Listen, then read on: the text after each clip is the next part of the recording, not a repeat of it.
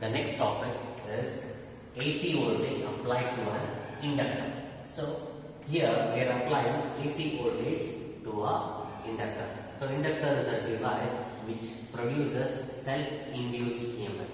So we all know that for the source voltage V is equal to Vm sin omega t. So ಗೊತ್ತು ನಮಗೆ source voltage ಆಗೋದು V is equal to Vm sin omega t ಅಷ್ಟು ಇರುತ್ತೆ. So ಇಲ್ಲಿ ನಾವು ಏನು ಮಾಡೋಣ ಅಂತಂದ್ರೆ ಕಿರ್ಚಾಫ್ ಲೂಪ್ ರೂಲ್ ಅನ್ನು ಅಪ್ಲೈ ಮಾಡೋಣ. So the EMF that is produced in a circuit is equal to the sum of product of current and the effective resistances that are present in the circuit ಅಂತ ಹೇಳ್ತೀವಿ. So ಅದಕ್ಕೋಸ್ಕರ ಆ Kirchhoff loop rule apply ಮಾಡಿದ್ರೆ ಏನಾಗುತ್ತೆ, V plus E is equal to 0. E ಅಂದರೆ ಇಲ್ಲಿ self induced EMF E.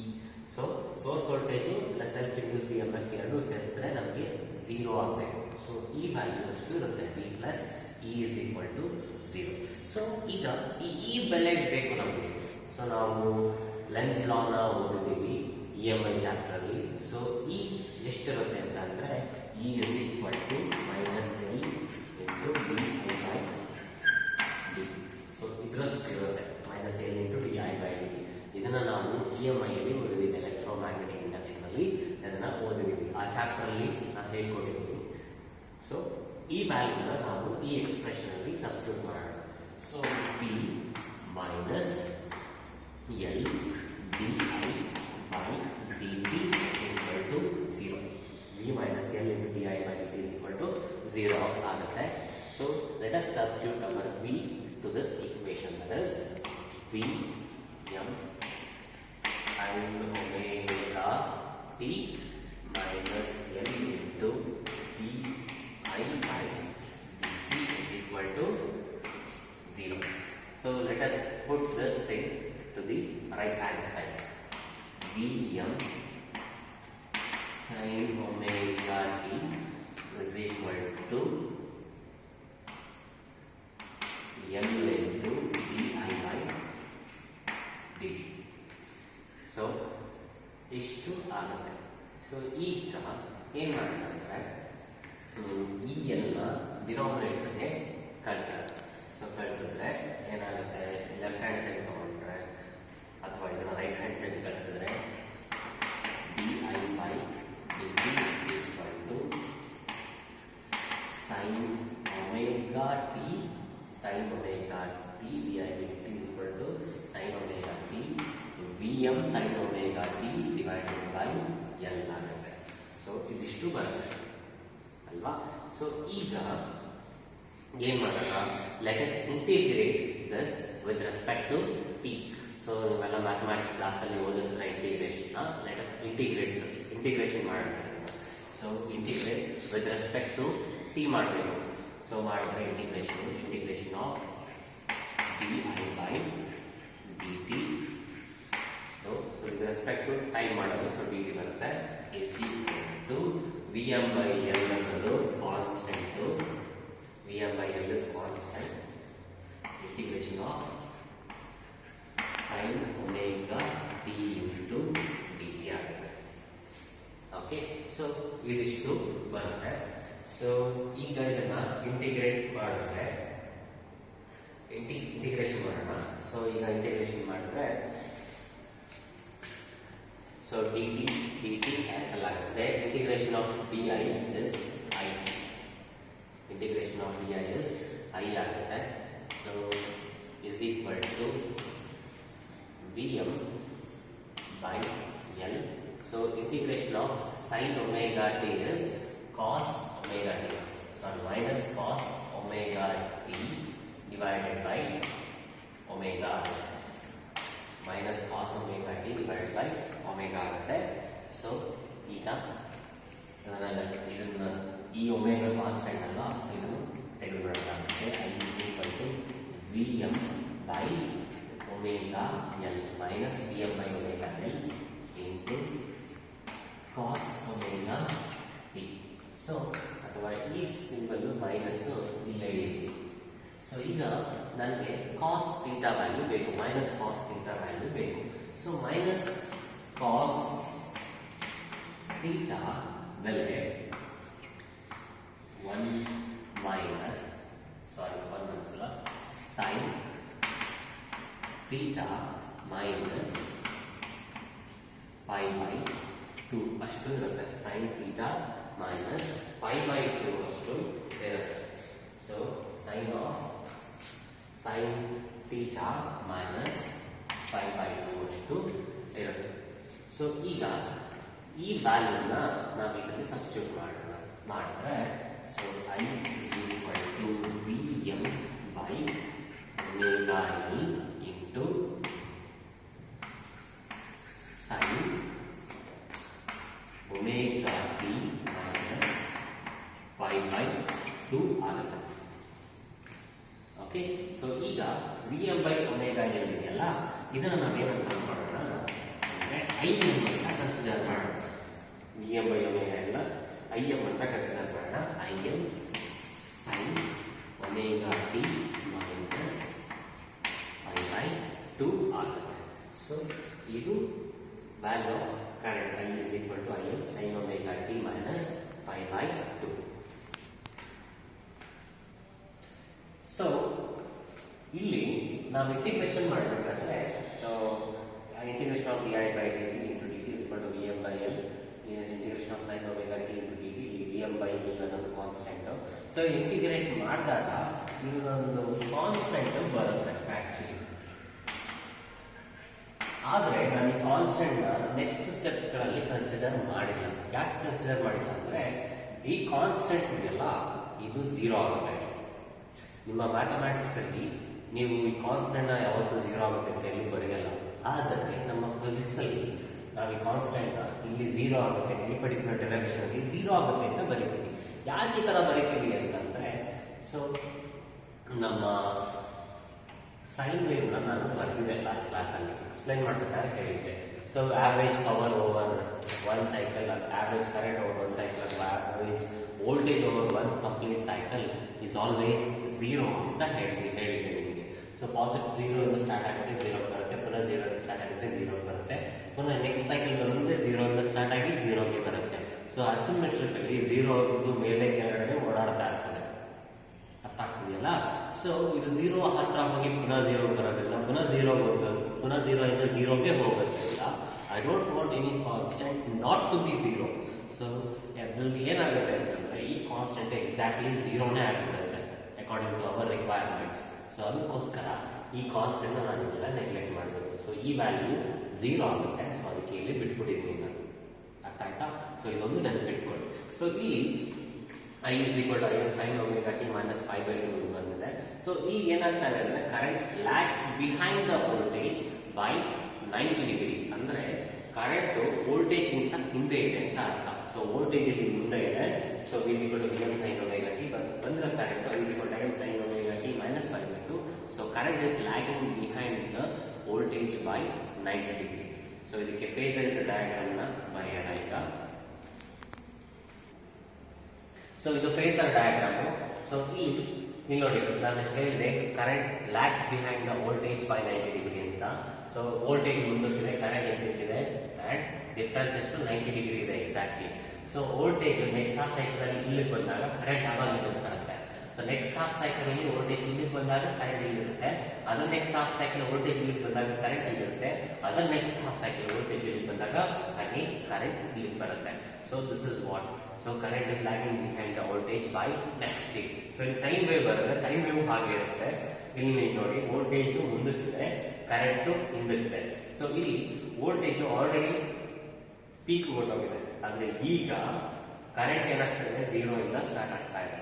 So current already ಇಲ್ಲಿ ಬಂದು ಒಂದು ಹಾಫ್ ಸೈಕಲ್ ಕಂಪ್ಲೀಟ್ ಮಾಡಿದೆ. ಆಗ ಈ ಕರೆಂಟ್ ಏನಾಗ್ತಾ ಇದೆ, ಆಗ ಪೀಕ್ ರೀಚ್ ಆಗ್ತಾ ಇದೆ. ಸೊ ಇಲ್ಲಿ ಕ್ಲಿಯರ್ಲಿ ನೋಡ್ಬೋದು ನೀವು current is lagging behind the voltage by 90 degree. So ಇದು ಪೀಕ್ ಹೋದಾಗ ಆಗ ಸ್ಟಾರ್ಟ್ ಆಗುತ್ತೆ. ಒಂದು ಕಂಪ್ಲೀಟ್ ಸೈಕಲ್ ಕಂಪ್ಲೀಟ್ ಮಾಡಿದಾಗ ಆಗ ಒಂದು ಪೀಕ್ ಹೋಗುತ್ತೆ. ಸೊ ಇದು ಒಂದು ಪೀಕ್ ಒಂದು ಹಾಫ್ ಸೈಕಲ್ ಕಂಪ್ಲೀಟ್ ಮಾಡೋ ಅಷ್ಟೊತ್ತಿಗೆ ಇದು ಒಂದು ಹಾಫ್ ಸೈಕಲ್ ಕಂಪ್ಲೀಟ್ ಮಾಡಿ next negative half cycle peak ಅಲ್ಲಿ ಬಂದಿರುತ್ತೆ. So clearly it shows that current is lagging behind the voltage by 90 degree. Current ಯಾವಾಗಲೂ ವೋಲ್ಟೇಜ್ಗಿಂತ 90 ಡಿಗ್ರಿ ಹಿಂದಕ್ಕಿರುತ್ತೆ. ವೋಲ್ಟೇಜ್ ಯಾವಾಗಲೂ ಮುಂದೆ ಇರುತ್ತೆ. ಯಾವಾಗ ಇಂಡಕ್ಟರ್ನ ನಾವು ಇಂಡಕ್ಟರ್ಗೆ AC ವೋಲ್ಟೇಜ್ನ ಅಪ್ಲೈ ಮಾಡಿದಾಗ ಈ ಥರ ಆಗುತ್ತೆ. So current is lagging behind the voltage by 90 degree when a AC power source is applied to the inductor. So this is all about AC voltage applied to the inductor. So this is ನೆನಪಿಟ್ಕೊಳ್ಳಿ. The next topic is inductive reactance. So ಇದನ್ನ XL represent ಮಾಡ್ತಾರೆ. Inductive reactance. ಏನಿದು inductive reactance ಅಂದ್ರೆ it is the opposition for the flow of AC in an inductance coil. So it is the opposition for the flow of AC in an inductance coil. So ನಮ್ಮ inductance ಇರೋ circuit ಅಲ್ಲಿ ನಾವು opposition ಏನಾಗುತ್ತೋ so current ನ ಯಾರು ಆಪೋಸ್ ಮಾಡ್ತಾರೆ so ಆ opposition ನಾವು ಏನಂತ ಕರಿತೀವಿ ಇಂಡಕ್ಟಿವ್ ರಿಯಾಕ್ಟೆನ್ಸ್. ಒಂದು ಇಂಡಕ್ಟರ್ ಇರುವಂತಹ ಸರ್ಕ್ಯೂಟ್ ಅಲ್ಲಿ ಆಗುವಂತಹ ಆಪೋಸಿಷನ್ ಸೊ ಏನಂತ ಕರಿತೀವಿ ನಾವು ಇಂಡಕ್ಟಿವ್ ರಿಯಾಕ್ಟೆನ್ಸ್ ಅಂತ ಕರಿತೀವಿ. ಸೊ ಇಲ್ಲಿ IM is equal to VM by omega L ಅಂತ ನಮಗೆ ಡಿರೈವೇಶನ್ ಅಲ್ಲಿ ಇದು ಸಿಕ್ಕಿತು ಅಲ್ವಾ. ಸೊ ಪ್ರೀವಿಯಸ್ ಡಿರೈವೇಶನ್ ಅಲ್ಲಿ ನಾವು ಇದು ಸಿಕ್ಕಿತು ನಮಗೆ. ಸೊ ಇಲ್ಲಿ ಒಮೆಗಾ ಎಲ್ ಇದೆಯಲ್ಲ ಸೊ ಇದು ಯಾವ್ದಾರ ಫಾರ್ಮ್ಯಾಟ್ ಇದೆ ಅಂದ್ರೆ I is equal to R. So Ohm's law format ಇದೆ I is equal to IR. So I is equal to V by R. So ಇಲ್ಲಿ ರೆಸಿಸ್ಟೆನ್ಸ್ ಇರೋ ಜಾಗದಲ್ಲಿ ನಮಗೆ ಒಮೆಗಾ ಎಲ್ ಇದೆ. ಸೊ ಲಿಟ್ರಲಿ ಒಮೆಗಾ ಎಲ್ ಇದೆಯಲ್ಲ ಇದು ರೆಸಿಸ್ಟೆನ್ಸ್ ತರ act ಮಾಡುತ್ತೆ ಅಥವಾ ರೆಸಿಸ್ಟರ್ ಏನ್ ಕೆಲಸ ಮಾಡುತ್ತೋ ಆ ಕೆಲಸನ ಈ ಒಮೆಗಾ ಎಲ್ ಮಾಡ್ತಾ ಇದೆ.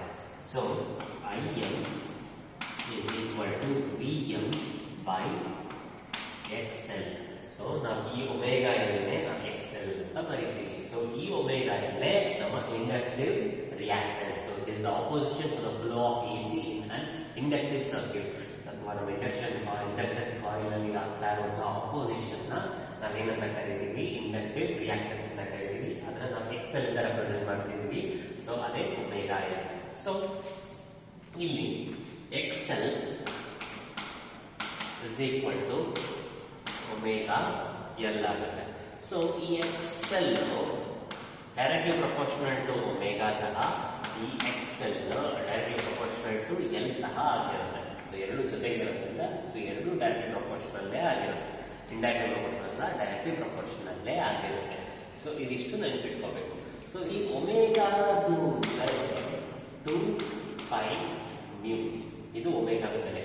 ಸೊ ಇದನ್ನ ಸಬ್ಸ್ಟಿಟ್ಯೂಟ್ ಮಾಡಿದ್ರೆ XL is equal to 2πμ L. ಇದು ನಮಗೆ ಪ್ರಾಬ್ಲಮ್ಸ್ ಬೇಕಾಗುತ್ತೆ. ಇದನ್ನು ನೆನಪಿಟ್ಕೊಳ್ಳಿ ಈ formula. So this is about inductive reactance. So it is the opposition for the flow of AC in an inductance coil. The next topic is prove that instantaneous power in an inductive circuit is 0. So instantaneous power ನಮ್ಮ inductive circuit ಅಲ್ಲಿ 0 ಅಂತ prove ಮಾಡಬೇಕು. So ಇದೊಂಥರ mathematics problem ತರ ಇರುತ್ತೆ. So ಇಲ್ಲಿ ನಾವೇನ್ ಮಾಡಬೇಕು ಇನ್ಸ್ಟಂಟೇನಿಯಸ್ ಪವರ್ ನ 0 ಅಂತ ಇಲ್ಲಿ ಪ್ರೂವ್ ಮಾಡಬೇಕು. ಸೊ ನಮ್ಗೆಲ್ಲ ಗೊತ್ತು power is equal to current into voltage IV. So power is equal to I ಬೆಲೆ ಎಷ್ಟು I is equal to IM ನಾವು ಪ್ರೂವ್ ಮಾಡಿದ್ದೀವಿ. I is equal to IM sin omega t minus pi by 2. So ಈ value ನಮಗೆ idea ಸಿಕ್ಕಿರೋದು. So V value ಎಷ್ಟು we all know this. V is equal to Vm sin omega t ಅಷ್ಟು ಇರುತ್ತೆ.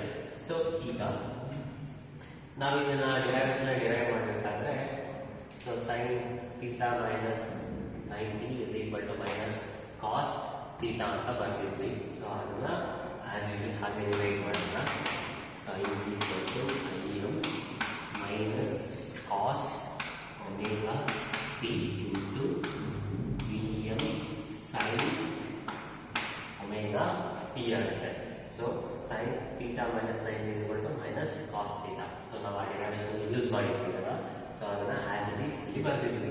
So next ಈಗ ಇದನ್ನ rearrange ಮಾಡಿದ್ರೆ power is equal to minus Im V Vm sin omega t into cos omega t ಆಗುತ್ತೆ. sin omega t into cos omega t ಆಗುತ್ತೆ. So sin theta cos theta ಅಥವಾ 2 sin theta cos theta is equal to sin 2 theta ಆಗುತ್ತೆ. 2 sin theta cos theta is equal to sin 2 theta ಆಗುತ್ತೆ. ಅಥವಾ ನಮಗೆ ಬೇಕಾಗಿರೋ notation ಅಲ್ಲಿ sin theta cos theta is equal to sin 2 theta divided by 2 ಆಗುತ್ತೆ. So 2 sin theta cos theta is equal to sin 2 theta ಆಗುತ್ತೆ. ನಮಗೆ ಬೇಕಾಗಿರೋ sin theta cos theta. So sin theta cos theta is equal to sin 2 theta by 2. ಇವೆಲ್ಲ mathematical notations ಇವೆಲ್ಲ ಗೊತ್ತಿರಬೇಕು ನಿಮಗೆ. So ಇದನ್ನ ನಾವು ಇಲ್ಲಿ ಅಪ್ಲೈ ಮಾಡೋಣ. So power is equal to minus Im Vm sin 2 theta divided by 2 ಇದೆ, ಅದನ್ನ ಇಲ್ಲಿ ಹಾಕೋಣ. ಸೊ ಇಲ್ಲಿ ನಮಗೆ ಥೀಟಾ ಬದಲು ಏನಿದೆ ಒಮೆಗಾ ಟಿ ಇದೆ. So omega 2 omega T divide by 2 ಇದೆ. 2 ನ ನಾವು Im Vm ಡಿವೈಡ್ ಬೈ 2 ಗೆ ಇದಕ್ಕೆ ಹಾಕೋಣ. So the average power over one complete cycle ನ ಈಗ ಅಪ್ಲೈ ಮಾಡೋಣ. So average power is equal to minus Im Vm divided by 2 into sin 2 omega t ಆಗುತ್ತೆ. ಸೊ ಆವರೇಜ್ ಪವರ್ಗೆ so average power is equal to minus Im Vm by 2 ಅನ್ನೋದು constant. So ಇದು constant ಆಗಿರೋದ್ರಿಂದ ಅದನ್ನು ನಾವು ಹೊರಗಡೆ remove ಮಾಡಿ ಇಟ್ಕೊಳ್ಳೋಣ. Minus Im Vm by 2 into sin 2 omega t. So instantaneous power is equal to minus Im Vm by 2 into sin 2 omega t ಬೆಲೆ ನಾನು ಲಾಸ್ಟ್ ಡೆರಿವೇಷನ್ಸ್ ಅಲ್ಲಿ ಪ್ರೀವಿಯಸ್ ಡೆರಿವೇಷನ್ಸ್ ಅಲ್ಲಿ ಹೇಳ್ಕೊಟ್ಟಿದ್ದೆ. ಸೊ ಈ ವ್ಯಾಲ್ಯೂ 0 ಆಗಿರುತ್ತೆ ಅಂತ. ಸೊ 0 ಆಗುತ್ತೆ. So anything multiplied by 0 is it is 0. So the average power over one complete cycle in an inductive circuit is always 0. So ನಾವು ಇಲ್ಲಿ ಬೇಕಾಗಿರೋದನ್ನ ಮಾಡಿದ್ದೀವಿ. So this looks like a typical mathematics problem. So substitute ಮಾಡಿದ್ದೀವಿ, solve ಮಾಡಿದ್ದೀವಿ, result ನಮಗೆ ಬಂದಿದೆ. So proof ತಗೊಂಡಿದ್ದೀವಿ. So instantaneous power in an inductive circuit is 0. So power is equal to IV. So current and voltage ನ substitute ಮಾಡಿದ್ದೀನಿ. Just substitute ಮಾಡಿ rearrange ಮಾಡಿದ್ದೀನಿ. Rearrange ಮಾಡಿದ್ಮೇಲೆ ಒಂದು ಫಾರ್ಮುಲಾ ಇದೆ, ಇದನ್ನ ಫಾರ್ಮುಲಾ ಅಪ್ಲೈ ಮಾಡಿದ್ದೀನಿ. ಫಾರ್ಮುಲಾ ಅಪ್ಲೈ ಮಾಡಿದಾಗ ಈ ಥರ ಬರುತ್ತೆ. ಸೊ ದೆನ್ ಅದನ್ನು ಸಿಂಪ್ಲಿಫೈ ಮಾಡಿದರೆ ಆವರೇಜ್ ಪವರ್ ಒಂದು ಕಂಪ್ಲೀಟ್ ಸೈಕಲ್ ಆಗುತ್ತೆ. ಆವರೇಜ್ ಪವರ್ ಮಾಡಿದ್ಮೇಲೆ ನನಗೆ 0 ಬರುತ್ತೆ. ಸೊ ಇದು ಈ ಥರ ಡೆರಿವೇಷನ್. ಸೊ ಇದು ಈಸಿ ಇದ್ರೆ ಸ್ವಲ್ಪ ನೋಡ್ಕೋಬೇಕು ಅಷ್ಟೇ. So this is all about instantaneous power in a circuit that is equal to always equal to 0.